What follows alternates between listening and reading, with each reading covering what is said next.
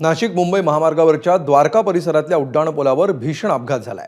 लोखंडी सळईनं भरलेल्या ट्रकला पिकअपची मागून धडक बसली। अपघातातील मृतांचा आकडा आता 8 वर पोहोचलेला आहे। निफाडहून देवदर्शन करून परतत असताना हा भीषण अपघात झाला।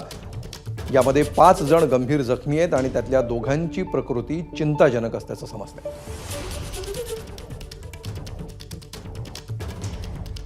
याविषयी अधिक माहिती घेऊया। आमचे प्रतिनिधी शुभम बोडके सध्या आपल्या सोबत आहेत। शुभम, या अपघाताबाबत काय नवीन आणि ताजे तपशील सध्या समोर येत आहेत?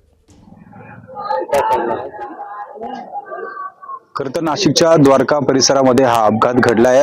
मुंबईकडे जाणारी जी वाहतूक होती ती संपूर्ण ठप्प झाली होती। मात्र याचं कारण समजत नव्हतं। मात्र हाकेच्या अंतरावर त्या ठिकाणी भीषण अपघात झाल्याची माहिती समजली आणि यावेळी नाशिकचे भद्रकाली पोलीस आणि मुंबई नाका पोलीस घटनास्थळी दाखल झाल्यानंतर त्या ठिकाणी एक आयशर गाडी होती। त्या आयशर गाडीमध्ये ज्याची गज असल्याची माहिती मिळाली होती आणि मागच्या बाजूने एक पिकअप गाडी त्या गाडीला जाऊन मागच्या बाजून तिने धडक दिल्यानंतर हा अपघात घडला आहे। या अपघातग्रस्त आहेत ते निफाडच्या एका देवदर्शनासाठी गेल्याची माहिती मिळत होती आणि एकंदरीत नाशिकच्या सिडको परिसरात हे सर्व रहिवासी असल्याची माहिती समोर येते। आतापर्यंत मृतांचा आकडा हा 8 वर जाऊन पोहोचलेला आहे। तर यामध्ये जवळपास 6 ते 7 जण हे गंभीर जखमी आहे आणि नाशिकच्या जिल्हा रुग्णालयामध्ये त्यांच्यावर आता उपचार सुरू आहे। धन्यवाद शुभम या सविस्तर माहितीबद्दल।